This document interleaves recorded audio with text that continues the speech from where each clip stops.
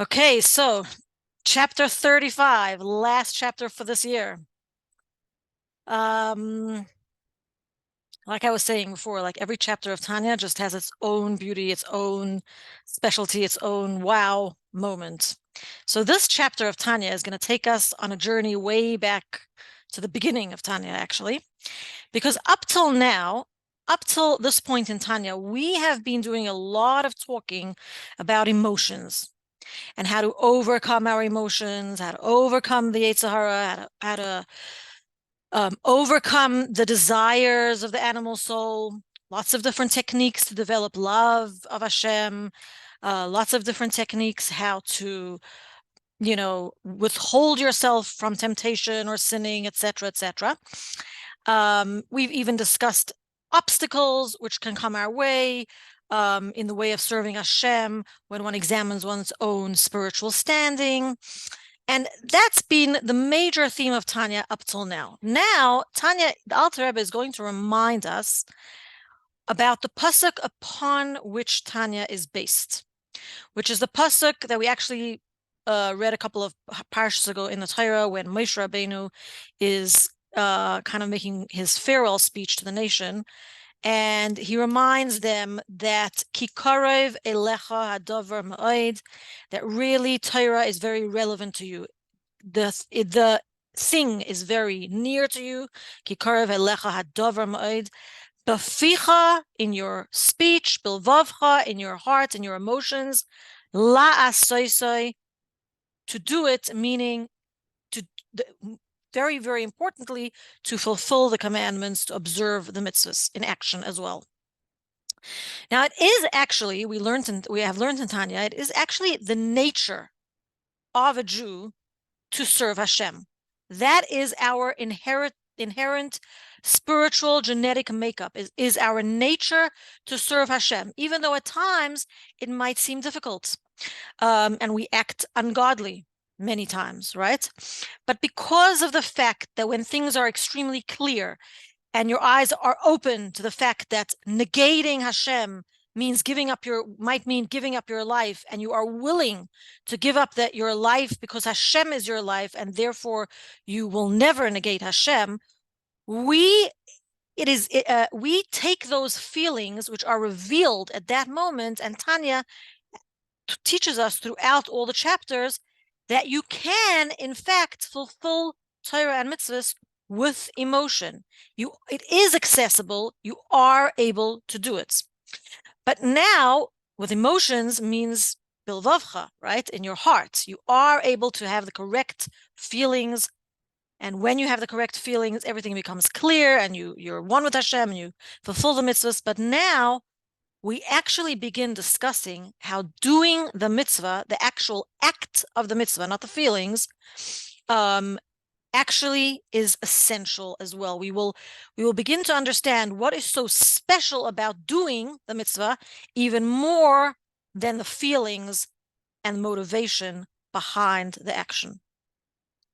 And this will go on for a few chapters, and this is the beginning. The Beinani was not created to be a tzaddik. He's not able to transform his animal soul. His animal soul is active, as always. But he does protect, because remember that the Beinoni is one who does not sin, neither in thought, speech, or action. He's reached that level. He protects the body from the animal soul. In other words, he does not allow the body to serve as a vehicle for the animal soul to sin. Right? In the same way as our patriarchs, and we use our bodies as a vehicle, we become vehicles for the will of Hashem in fulfilling the mitzvahs. The opposite can be true as well. So the Beinoni actually protects the body from becoming a vehicle of the animal soul and sinning. Now, what happens when we actually prevent sin, and on the opposite side of the coin, we do mitzvahs? We fulfill the purpose of creation, which is to reveal godliness in this world. Now, another way of saying this is that the purpose of creation is to reveal the Shekhinah in the world. We've all heard the word Shekhinah. Shekhinah is translated as divine presence. Now, we know that Hashem is everywhere. And in later chapters of Tanya, this is going to be gone into much deeper detail, especially the last couple of chapters in Tanya. But the divine presence, the Shekhinah, is actually a way of saying godliness revealed. In other words, we know that Hashem is everywhere, right? We teach our children, Hashem is here, Hashem is there. Hashem is truly everywhere, right? So Hashem is really everywhere. So how can we say that Hashem is more in some places than the other? How can we say the Shekhinah is here, right? So the Shekhinah, the presence of the Shekhinah means godliness revealed, because mostly in the world, godliness is concealed. The purpose of creation is to reveal Shekhinah, and the place that Shekhinah resides in this world, well, there are a few different places. So, for example, in the Beis Hamikdash, the Shekhinah was revealed. There is another place that Shekhinah resides, which is above our heads, which is also the reason why men have to cover their heads with a yarmulke to remind them of the Shekhinah. Women have that inherent knowledge. We don't need to be reminded. But men do need to be reminded, and the halacha is that they cannot even walk 4 cubits without a head covering because of that, right? And the Shekhinah above our heads is like a flame of a candle. Our bodies serve as the wick. In a candle, we have 3 elements. We have the wick, the oil or the wax, and the flame. When we are discussing the Shekhinah, the Alter Rebbe tells us, uses like the analogy of a candle to say that the wick is the body, the flame is the Shekhinah, and the oil which fuels the flame, a light, keeping the wick lit, are the mitzvahs that we do. Now, here's a question. We all have an neshama. So let's say we want to bridge the gap between this beautiful Shekhinah that's above our heads. We want to bring down the Shekhinah into our own lives. We want the godly presence to be one with us. But our body serving as the wick, just like a wick is just a piece of string, our body is also coarse and material. Why cannot the neshama serve? Why can't the neshama serve as this vehicle to bridge the Shekhinah and the body? In other words, why can't the neshama serve as the oil which sustains the fire of the Shekhinah? Why is it the mitzvahs that we do that sustains this flame? One would think that the neshama, which is something very spiritual, would be able to bridge the gap between the mundane, material, coarse, physical body and the holy Shekhinah. But here's the answer, which is so beautiful. Because as holy as a neshama is, and it is holy, it is a chelek Elokah mimal, it is a part of Hashem above. The neshama is not nullified to Hashem. Wow. The neshama is a separate entity. It's a creation. Hashem created the neshama, so it's a part of Hashem. Whereas mitzvahs and good deeds are the will of Hashem, meaning Hashem himself. Now, in other words, when you do a mitzvah, you are actually elevating yourself to a level which is higher than the neshama itself. You're elevating yourself to the will of God, which is God himself. Now, there are 2 different kinds of will. There is something called the inner will and the outer will, and the inner will of Hashem and the outer will of Hashem. What is an inner will? What is an inner will? An inner will means you want something for itself. You want that object, that food, whatever it is. You have a will to have something for its own purpose. An outer will is you want something for the benefit that it brings,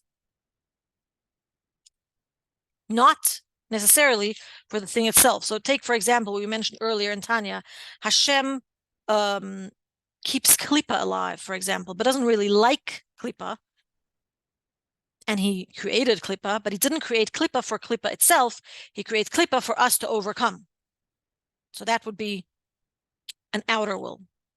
Mitzvahs, commandments of Hashem, are the inner will of Hashem.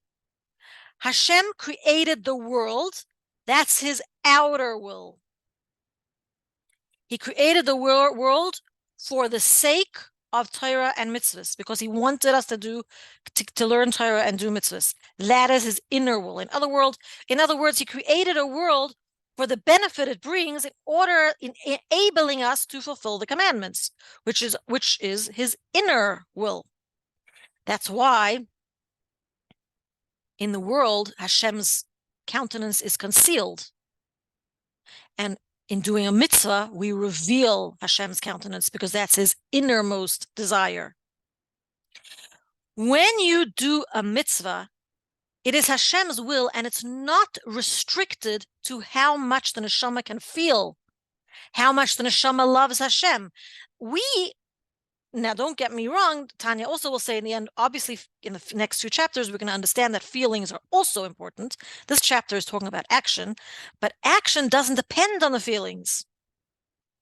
It is not restricted to how much your neshama can feel or loves Hashem.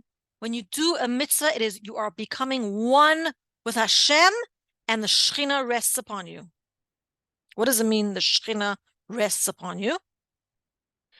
There is a revelation of Hashem beyond that the concept that Hashem is everywhere.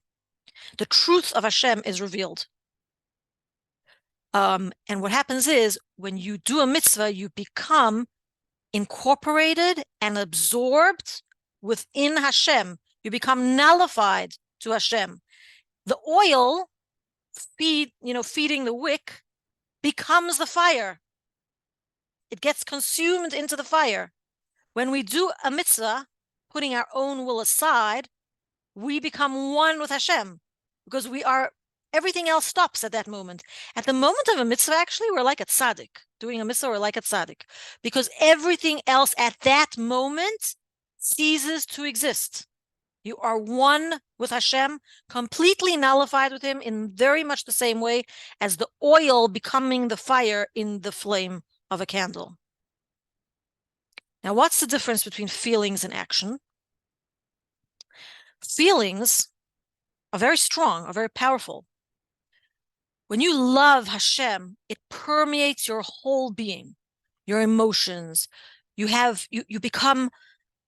learned a lot of Chassidus, and you realize how wonderful Hashem is, and you start having a desire to cleave to Hashem, and you just delight in this beautiful love that you feel with Hashem. It's a desire for holiness, but it does not express the concept of Ein Od Milvadoi. It's you. It's your feelings. It's your feelings. When you do an action of a mitzvah, the mind and heart may not even be affected. In fact, you may even feel separate from Hashem at the moment you're doing the mitzvah. You're taking a match and you're lighting a candle. You're not really having these esoteric emotions or feelings of love Hashem. But only an action of a mitzvah is a qualitative bittul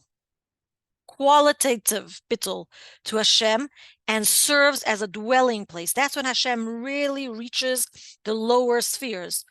When you do a mitzvah, not necessarily feeling it.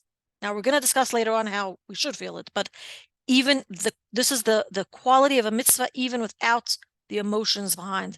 The revelation of the Shekhinah can only be in a place that understands that there is nothing else besides Hashem himself. And at the moment that you do a mitzvah, there is nothing else besides Hashem himself. It is the expression of Hashem's desire in this world. So you may think, for example, let's give a practical example. It's standing on top of a mountain, looking at an incredible view, brings you closer to Hashem. We even stand on top of the mountain and we say, Marabu Masech Hashem. Wow, you feel this incredible spiritual closeness to Hashem. But actually, giving tzedakah, lighting Shabbos candles, for men putting on tefillin, in other words, action are much more powerful in bringing you close to God. Feelings, however lofty they may be, may even mislead a person, because they are not Hashem himself. For example, and this is how the Reform movement came about, A person might think that to enhance his Shabbos observance, he needs to listen to music. He'll become very on a spiritual high. But actually, that is the opposite of the will of Hashem, because it's not dependent on what you feel. Feelings can be misleading. They can be very powerful. They can be a tool in Avodas Hashem. They can be a tool in the service of God, and we need feelings. And later on in Tanya, the Alter Rebbe is going to explain to us how those feelings serve as the wings of the mitzvah, and the kavanah is very important. But feelings are not Hashem. The mitzvah, the actual act, is Hashem himself. And doing a mitzvah, the act of a mitzvah, is even higher than Torah study, than studying Torah, which is also a mitzvah. But let's talk about this for a minute. Torah study, when you learn Torah, you are using two garments of your soul. You're using thought and speech. Right? Thought and speech are the more refined garments of the soul. They're closer to the soul. Action is more distant, right? So what happens when you use your thought and speech, the Shechina, it does cause the Shechina to reside or rest on the godly soul, but because we know that Shechina rests on those who study Torah, right? We've seen that repeatedly. But action, to do the act of a mitzvah, the action needs the cooperation of the body. So this third garment of the godly soul causes the Shechina not only to rest on the godly soul, but also causes the Shechina to rest on the animal soul as well. And the body becomes one with Hashem as well, becomes a vehicle for godliness. At that moment that you do a mitzvah, the energy of the animal soul is actually transformed at that moment from coarse and mundane to godly, because you're using it to do a mitzvah. So not only at that moment of doing a mitzvah does the animal soul not prevent you from serving Hashem, it's actually doing a mitzvah. It's actually serving Hashem. It's helping you. So Tanya tells us in this chapter that during the time of a mitzvah, when you do a mitzvah, the godly soul influences the animal soul in three ways. Number one, it can subdue the animal soul. So, in other words, if your animal soul is really, really active, and the various techniques in Tanya we've used to push away the animal soul, the thoughts or whatever it is, with two hands, it subdues the animal soul. In other words, the person does the mitzvah in spite of the animal soul. So it's not really that the animal soul wants to do the mitzvah, but in spite of this lack of desire, the godly soul prevails. The other way that the godly soul can prevail upon the animal soul is that it can prevail upon the animal soul's emotion, so that the animal soul willingly steps aside and lets you do the mitzvah. That's the next level. And the third level, her third and higher level, is when the animal soul willingly agrees and wants to help you do the mitzvah. So basically, in other words, what happens at the time of doing a mitzvah, the animal soul either goes against its nature or is completely ignored. But nonetheless, it becomes at the moment of a mitzvah, however it comes about, at the moment of a mitzvah, it becomes absorbed in Hashem's oneness. And it causes the Shechina to be revealed in a way of makif. Makif means surrounding you. I'm sure we've heard many people talking about an aura. Now, aura could also be from different sources, right? But an aura surrounds a person. The Shechina, when we do a mitzvah, does not enter us, because then it would actually be limited to ourselves. We are limited human beings. The Shechina is the revelation of Hashem's oneness at a very high level, which cannot contain itself within the person, and therefore it surrounds the person, protects the person, accompanies the person in their daily life, not only at the moment of doing the mitzvah, but throughout the day. You do more mitzvahs, you get more revelation of Shechina, more godly protection, right? And the flame of the Shechina is being kept alive. Doing a mitzvah is Hashem's will, and there is no tzimtzum involved, which is just why, going back to something that we said in the beginning of the chapter, which is why it cannot be the neshama that bridges the gap between the Shekhinah and the body, because the neshama is a creation. It had to go through a concealment, a contraction of God's light to be created. But Hashem's will is pure, undiluted. Hashem's will is a mitzvah. It's purely Hashem without being diluted. And what's so amazing about this is that we, lowly human beings, are able to accomplish that. And when we do a mitzvah, we are fulfilling the purpose of creation. We're the lowest of the low. We are lowly human beings living in the lowly, concealed world where Hashem is concealed. And yet, we are able to be a host to Hashem, to create a dwelling place for Hashem in our homes, in our bodies, in our surroundings. So the lesson of this chapter is actually pretty amazing. The lesson of this chapter is don't be discouraged by your animal soul. Sometimes our animal soul drives us crazy. All those thoughts of the Yetzer Hara, and they're involuntary, right? It depends what we do with them afterwards. But sometimes our animal soul can be such a nudge, can be such an obstacle, can really prevent us from serving Hashem with joy. The lesson over here is don't be discouraged by your animal soul, because it can achieve what the divine soul cannot achieve, which is pure godliness. Amazing chapter. Did you just say the animal? It is. Did you just say the animal soul can achieve, or the person? Well, the person through his animal soul, because he's using his body. Right. Right. So here's the thing, people think that they could go and meditate on the mountains, the Himalayan mountains, and connect with Hashem. That is not how we connect with Hashem. We connect Hashem by doing mundane acts of mitzvahs. Striking a match, putting a coin into a charity box, eating food which is kosher, yada, yada, yada. There are 613 of them. Right? And of course, we're specifically talking over here the positive mitzvahs when you actually do an action, right?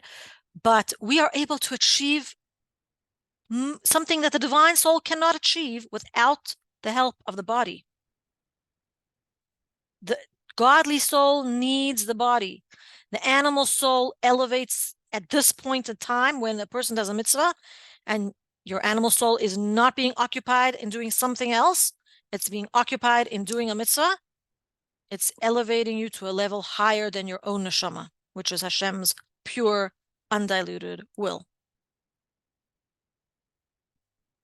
And that's the purpose of creation. That's the purpose of creation.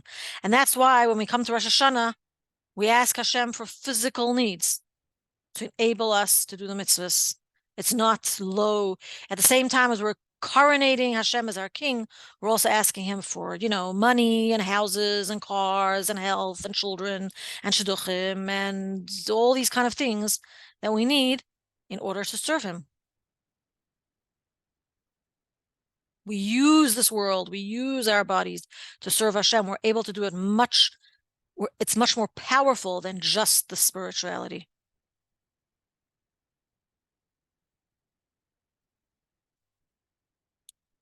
Okay, so any questions, observations, takeaways?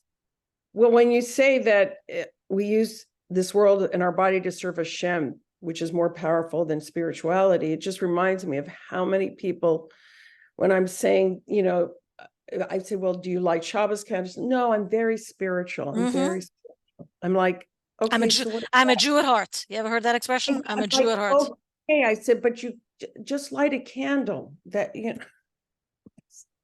But it's hard for a person to understand. It's literally hard. Yeah. But that is the will of Hashem.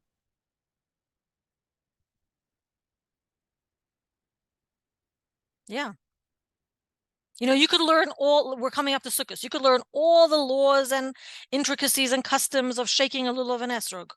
But if you don't actually shake the lulav and esrog, you didn't do the mitzvah. You didn't unite with Hashem. On the flip side, you may not know anything. And you just may take that minute and just shake the lulav and say the bracha. And guess what? You brought Shekhinah down into your world. You revealed Hashem in this world. You elevated yourself to a level higher than your own neshama. I have a question. Sure. So Hispodidus, is that when you go and talk to meditation? Is that, the right word? Yeah. So that is really just for yourself, right? But that's not the Exactly. So later on, Tanya is going to explain that the emotions behind the mitzvah, it's not that they're not important. They're very important. right. But they're really for yourself. And the actual act of the mitzvah is for Hashem. Now, they may get you to a level where you're going to perform more mitzvahs. Every part serves, has its purpose, right? But Hamaisa hu ha'ikar. That's why it says here in Kikare velecha. That's why Moshe Rabbeinu said Kikare velecha. It's all relevant. It's accessible. You could do this. B'ficha ubelvavcha. You could learn Torah. You could have emotions. But what's the main thing? La'asoisoi, to do the mitzvahs. That's why the Rebbe, yeah, sure, 1 second, Mindy. That's why the Rebbe was all about Mivtzoyim. That's why the Rebbe sent tanks and Bachrim out to Manhattan and far-flung places just to get a Yid to do a mitzvah, to awaken the neshama. Because the mitzvah is that powerful. Sorry, Mindy, what were you going to say? No, I'm sorry. So I thought that, yes, his blindness is for ourselves. It helps us when we meditate to have the love and fear of the Abishter. But I also understood that when we have love and fear, our mitzvahs have soar higher, Yes, they're more yes. vital. We're gonna get to Are that. more vital. Yes, So exactly. The Ava and it Yira, does have an effect. It does help when of we have a love course, of course, of course, but it's not the. What can I say? You can't. Feelings are not as important as the actual action. Right. It's like the makapapatish kind Right. of. It's like it helps you. It's like the supporting cast. The feelings of supporting cast, that it motivates you to do more mitzvahs. If you love Hashem more, of course you're going to do more mitzvahs, right? But the actual ikar, the main priority is action, is to do the mitzvah, because the mitzvah is Hashem himself, pure, undiluted, no tzimtzum, no filter, Hashem himself. It's pretty powerful, that.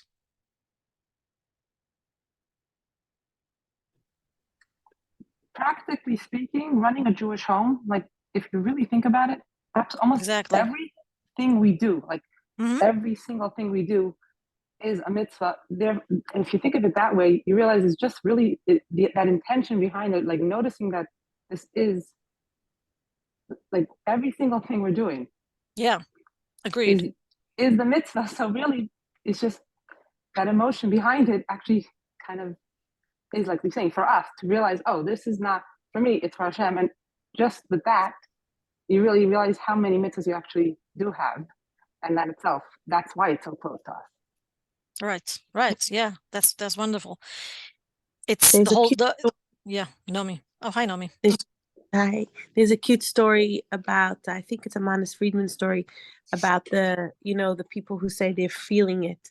It's a story of some group of Bachrim that went to Tibet, and they were climbing the mountains, and there was a guru there. He was sitting cross-legged and he was levitating. So from years of his doing his meditation, he was lifted above the ground because of his feeling. And there was a group of people, tourists all around, and they were all impressed, oohs and ahs. And one of the Bachrim took out an apple and he said a bracha, and the guru fell down. And Wow. And Manis was saying that the concept of that here they were feeling right, they were meditating, they were levitating themselves, becomes a mitzvah, a pure mitzvah, and that's the real thing. It crashed down. The guru fell down because that was the real thing. The mitzvah was the real thing. That's amazing. That's a cute story. Because at the end of the day, our feelings are ourselves and they're limited to us. Right. That's why meditating the way they do in ashrams and stuff, it's all about you sitting by yourself for many, many, many hours. It's all about self at the end of the day. Where a mitzvah is connecting to the Eibishter, and that's what brought it down. Puts yourself aside. Exactly. Yeah. Thank you very, very much, Hannah. You put yourself aside every week when you do this shit. It's my enjoyment. We're allowed to enjoy mitzvahs, aren't we? Absolutely. That's when the Nefesh Abamis is helping you. That's the goal. The goal is to get the animal soul to help us. That is the goal. So I'm going to just stop the recording.